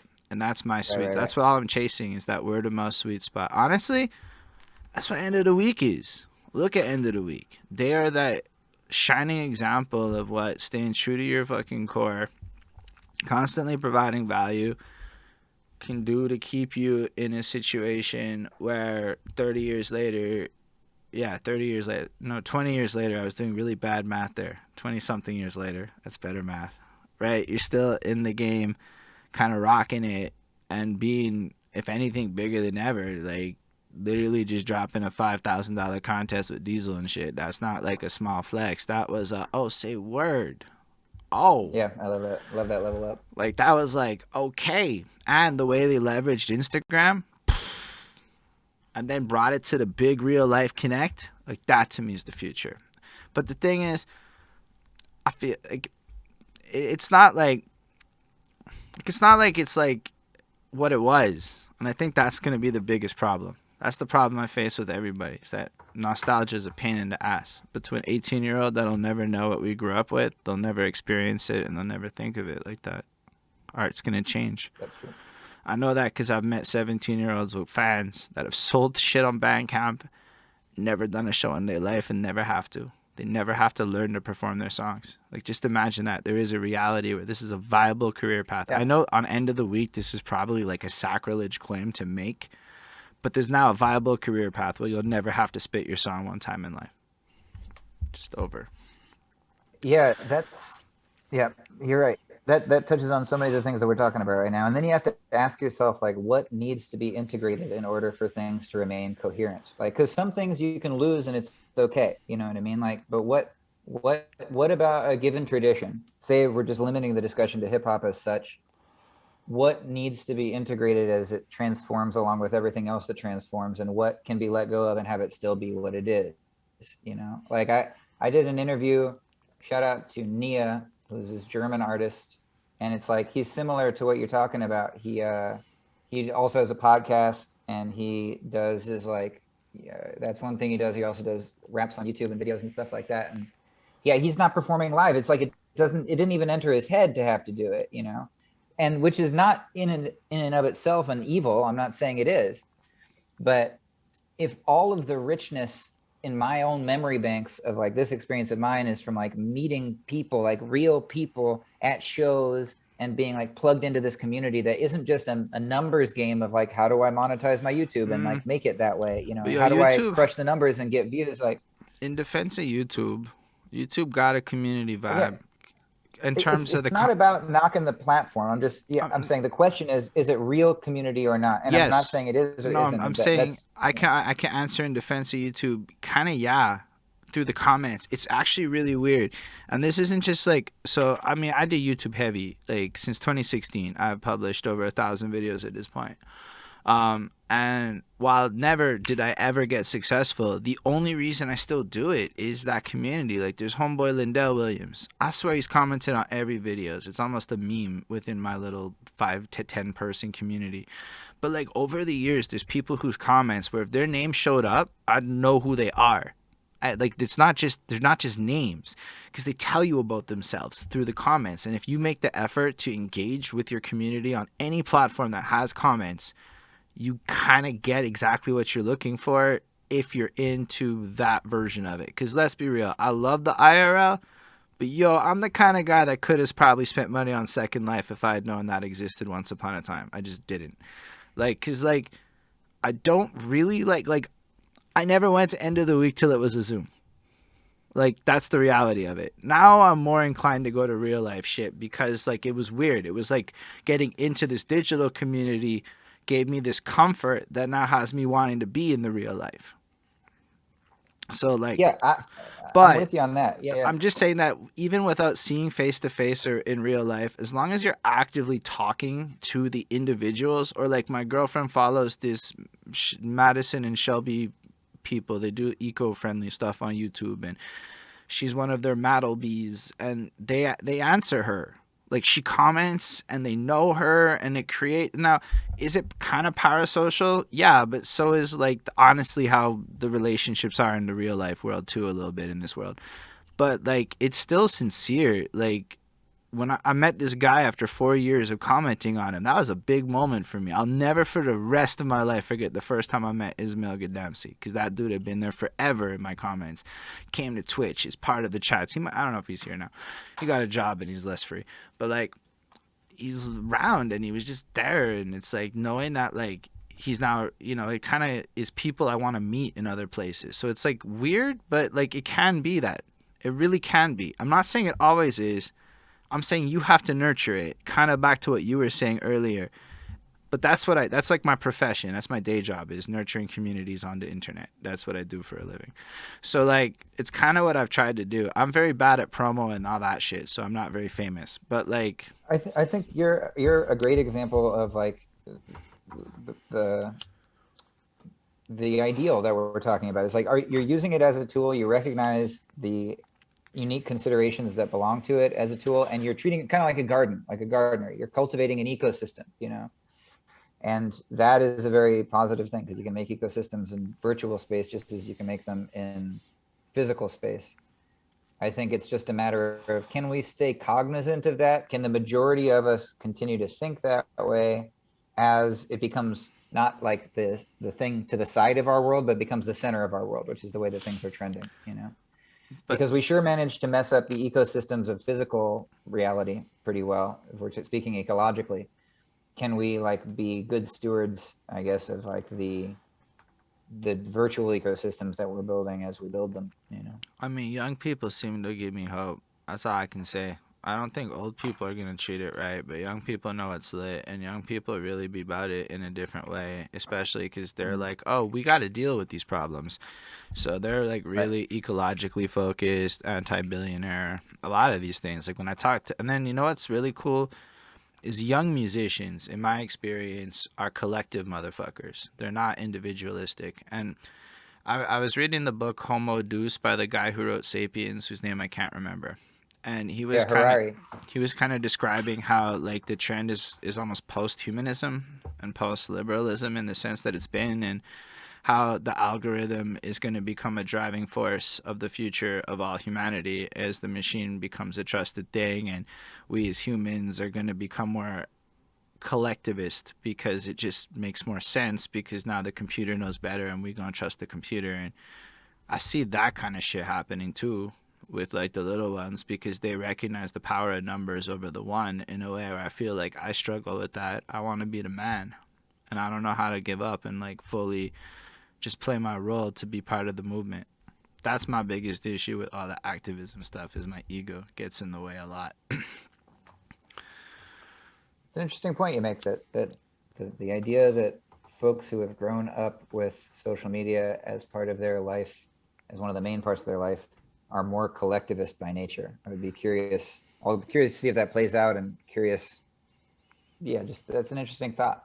It's a really interesting thought. I know a bunch of little ones. When I say little ones, 18 to 20 somethings, little ages, they be hopping around in 32-person group chats, creating support groups, while me and my old man haters are being old man haters on Facebook. I'm not so much a hater no more, but I say it in the sense that I spent like the better part of my rap career being that. So the fuck can I really, it's not accusatory, but it's just awareness. That's why I don't know, like, just. I mean, do you think it's the case that collectivism can work in two directions? Collectivism can be very mutually supportive and therapeutic. Collectivism can also be fascistic. I think. So does the structure of it, the structure of it, can it go either way? Is that kind of how it is, Yeah, I think it can, but I guess it's out of necessity too. I mean, let's be real. 40-year-olds in Montreal could cop a house a lot easier than 30-year-olds could, and 20-year-olds have no chance. So now that you're not even considering property, what do you do with your life? And I wonder how much the actual ability to own a home is correlated to all that. That one's a huge metric. I think it's overlooked in a lot of people's focus in life. But if you got to squat up and side hustle because there's no jobs and you can't cop a house, then it's almost like by virtue of the world that they're in, they're going to play it different. Whereas we were all told we were special, pushing some superstar shit from the time we was 10. And I think that shit kind of played into how we approach it. So I don't think we really do collectivism. I think we do faux collectivism on Facebook where we like each other's statuses and virtue signal. But like when you try to get 10 people to show up at the park to do some real life shit, it's not real. It's an interesting way of looking at it. I like that take. I'm just basing shit on real life without saying names or anything. But I mean, for me, because you asked a question I thought was super interesting is what should we do? And it is have IRL hubs. I know with COVID that is super complicated depending on where you at, but end of the week is still this physical location wherever they're at, almost like a church where you're supposed to congregate, bringing it back to the church point. So if you take it from that, you almost want to have that space. And I think that what you do is you create spaces where older people like us create studios that give access to younger people who don't have access to the money/technology to do bigger scale shit. Like, say open a VR space. Nobody can fuck with VR, right? But VR is where money's going to be at real soon. Create the ecosystem with the community. Because, yo, I guarantee you them little ones will be learning how to do that Unity coding shit 10 times as fast as you will. So it's really about us in our age group taking on that mentorship responsibility that used to be really owned by them 30-year-olds and is highly neglected by 30-year-olds these days. I'm putting that on the 30-year-olds out there. But it is to create spaces, little like hubs, like where people are forced to go socialize, but do it in a way where you're collectively focused on content, because then you'll have your reasons to be together and you'll accidentally accomplish both things. But just learn from the mistakes of the YouTuber houses and shit. Don't get corporate sponsorships involved. Do it yourselves. Do it low key. And be satisfied with the idea of 100,000 a year instead of 1 million. I don't know. That's the part that baffles me. Like, I'm like, yo, I could get like, hold on, I can make 50K a year off of music, bro. That's wild, you know? I'm in Canada. People do not get the kind of money people get in the States of music. But like, I mean, it's possible. It's just significantly geographically speaking, our cities are so spaced out, we cannot do weekend tours like you can in a lot of ways. It's kind of like in big city kind of situations. So like, but either way, the point is people have these like ridiculous aspirations of like superstardom, and like, I don't know. And I don't think the little ones do. I think the little ones see how fake it is. Like, do you really want to be Drake? I don't want to be Drake. That looks scary. Looks terrible. Parts of it look dope, but like other parts of it look miserable. And I think the little ones are more like, nah, I kind of want to be happy. This is my projections and thoughts. This is not like, I can't back it up. I had never thought about that, or I never thought as distinctly as the way you're articulating it about how the whole stardom desire structure for folks who are like, 18 or so is radically different as a result of the different mode of transmission that they've had. I mean, I just feel like they're more satisfied with like it. Like, I mean, they're doing it. That's what it is. It's about getting the moments for the gram, you know, in a sense, living in, you know what, that one thing I can tell you about TikTok is TikTok has made me try to do more things in my life. This is actually positive. You believe it or not, TikTok is going to make my girlfriend way more happy with how I choose to spend time, because we're going to leave the apartment and I have to go do things because I got to do it for the Tokyo. And it sounds corny, but I don't look at it like a negative. I look at it like an opportunity for the algorithm to force me to break habits of sitting in my room 7 days a week. Well, do you think those habits would exist? Here's a way of putting it. And again, this is not pushback in a pointed way. It's just for the sake of conversation. There's a French writer from the mid 20th century named Jacques Ellul. He's actually the guy who coined the phrase "think locally" or "think globally, act locally." You know that phrase? Like, it's like an ecological phrase. Yes. Think globally, act locally. Because he's the guy who coined that. But anyway, he's got this book called The Technological Society that I just finished a little while ago. And one of the theses of it is that one of the problems with technology is that it is going to create problems that other technology will then have to solve. You mentioned that it's like okay, if it weren't for TikTok, you'd be more prone to like sitting in your room for 7 hours a day. But would you be sitting in your room for 7 hours a day in the first place if it were not the case that the technological situation that you dwell in right now has brought you to that place? Yo, I'm the kind Like of if we were living in a radically different societal structure that was where ecology was the center rather than technology being the center. If we could oppose those two things just for a second for the thought experiment, if like contact with the material conditions of our existence, let's say the food that we grow and the animals that we depend on, the other animals in our ecosystem, if that was the center of our lives, none of us would feel like we probably wanted to sit for 7 hours in a room a day anyway in the first place. And so TikTok, in that sense, he would say, would be an instance of technology fixing another technology. It's kind of like when you have to take a certain kind of mental medication and then you need another type of mental medication to fix the side effects of that medication, and then another one in turn. It's also like the apps that we have are like, here's an app so that you don't spend too much time on your phone. I mean, what a paradox is that, you know? It's an amazing one. I would just say, like, with myself, I hear what you're saying, and you're probably right. I do think if it's ecologically focused, maybe I would be out there doing some shit. But in my dream state, I'd be the dude that was reading books all day. Like, fuck all of y'all. I got me a book. Right. And that's still, like, to me, like, I don't Kindle. Like, everything... I read everything that's not the bottom shelf on that shit. And, it, you know, for me, it's like a passion thing. I have to hold the book. I don't actually necessarily need the technology to ignore the world. I just need any kind of entertainment to ignore the world. And I do think that since the printing press, which arguably is technology, so to your point, that's a technological innovation. So I think it makes my point a little more moot. I'll take that back. If that was a... Yeah.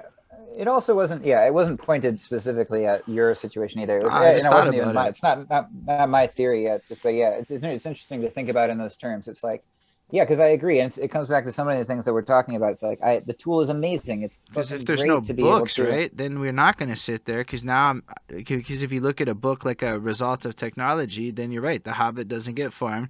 If I want the knowledge, I got to go to church or some shit. That's the only way I'm going to hear some whatever, or Town Square or whatever the fucking version it was.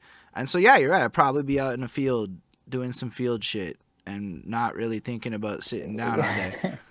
Well, you still have culture, but it would be, if we go back to the ancient precedent, it would be oral culture. It would be transmitted by, by the singer, by the griot, the shaman, and your participation in it would be communal, which I'm not saying even that we need to put that on a pedestal arbitrarily, but I do think that there's elements of it that we lose in this modality, Yo, but even like oral songwriting, okay, because if you look at old ass poetry that was all done by oral stuff, it's simpler and more repetitious than when they get to writing and can take their time with their thoughts, which is kind of like what you were saying about flows and shit, and how like almost the way people think being translated. But if you run it back and there's no writing, the way people think changes.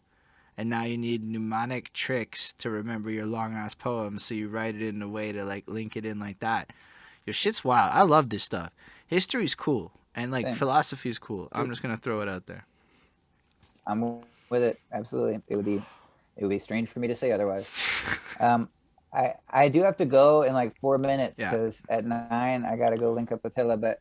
No, that's okay, man. Usually for this we try to end it around 9, so I was gonna kind of sort of move towards the wrap up soon. Cool.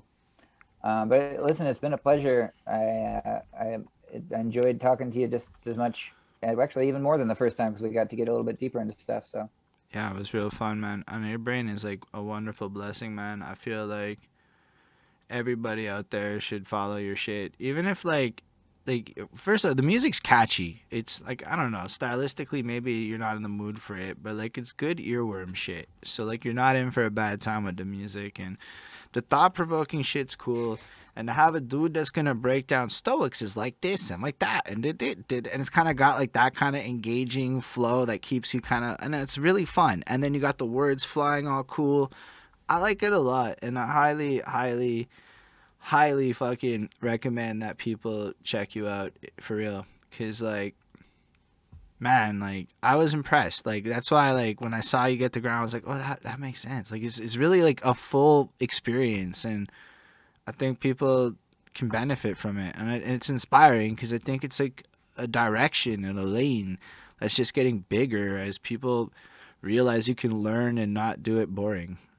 And I commend you for I like appreciate that. pursuing that shit. And I'm not gonna lie, between you and Gila, I have learned some really random ecological facts. Nice. That's the whole point. That's the whole point. Oh, and my girlfriend likes your cactus well. Oh, nice. I love that. Yeah. These cacti were made by Anya Sapojnikova of the House of Yes. That's They're all cool. over the apartment. But To yo, match my cactus right here. but before we like wrap up and everything, I just want to give a big thanks again at end of the week for hosting this, for giving us the chance to be here. It's amazing. It's one of the cooler flexes of my life to be involved with them. You can follow them at honestly eodub.com. Go there, all the shit's there. It's way easier than trying to remember what's what. And they on all the platforms, and you can follow them on all your respective stuff, and you should show some love because they up to everything, and it's really fucking cool to see it if you into that hip hop for real. Follow Nate on all this stuff. Do you have any last words for the people? No, just shout out to everybody. Do I need to share my socials and stuff, or is that already on there? Yeah, it's gonna be like links. Yeah, But heads up for Epicurean song in the next couple days. awesome. So yo, thank you again for coming through. Appreciate it, and yo, live long and prosper, everybody. Peace up. Peace out.